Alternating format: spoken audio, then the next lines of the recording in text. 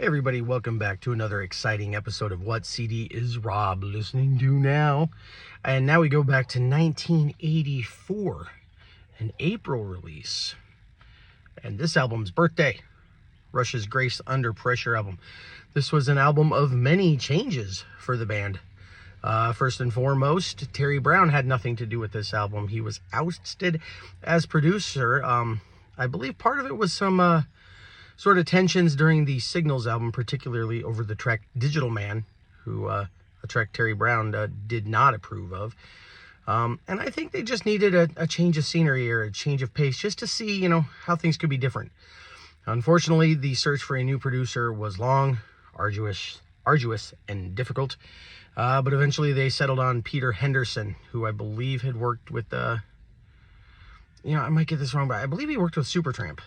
I could be wrong. But anyway, this is a very different album for the band. They were still in their quote-unquote keyboard phase. A phase started with the Signals album. So there are tons of keyboards here. Not that I find that a bad thing. I love the keyboards. It always added a different kind of cool dimension to the band's music for me. I love the keyboard period. I know some people don't. There's purists that just kind of jumped ship after Moving Pictures. Some even after 2112. And I think even some after the debut. So if you're coming here for the metal era of Rush, it's not here. There's no metal here. Geddy, I believe on the R30 tour, once called this from their German period, as he was introducing one of my favorite Rush tracks, Between the Wheels.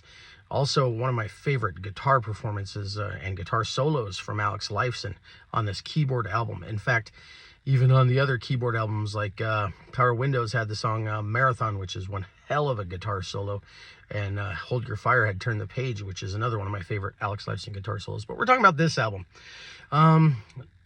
Great stuff here. Some of it was played nearly the band's entire career. I know Distant and Early Warning and Red Sector A showed up quite a bit. And like I said, even Between the Wheels came back.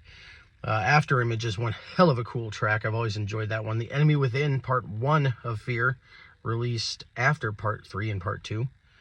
The Body Electric, how can you not love that drum rhythm that brings the song in? I remember hearing that on the radio when I was a kid, and it's still stuck in my head how amazing that pattern of doom, doom, doom, doom, doom, doom. I've always loved that pattern. Cool how the whole band kind of picks into that pattern. I always loved that tune. Kid Gloves is one of my favorite Rush songs. A very melodic tune, sort of forgotten sadly. Red Lenses, another great tune, even if the lyrics are a bit weird, but really cool track. Red Sector A, going back to track 3 there, is of course, I read somewhere that it wasn't necessarily like based on concentration camps necessarily from the war, but a futuristic concentration camp.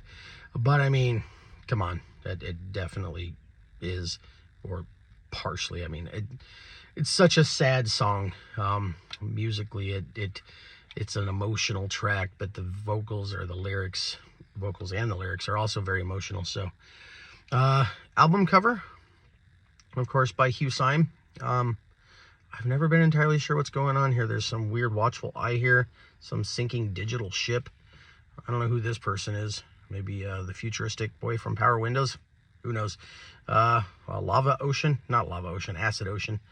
And then down here, or over here, the PG symbol, which is, of course, Grace Under Pressure. Really cool. The inside, of course, you've got, let me get the booklet out here, band photo. How 80s is that? Am I right? Just really, really 80s.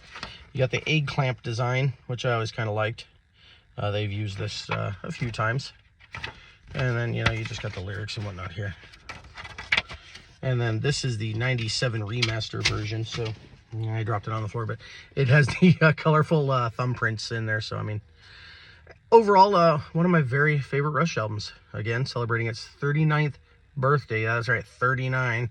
Anybody that knows me knows I hate the number 39. I just don't like it. This album I do like, though. So I'm going to continue on. I'm just starting Kid Gloves. So anyway, until next time, when I continue on with my Metallica marathon, which I'm currently on St. Anger. So I'm going to come back with some thoughts on St. Anger after this. But until then, toodles.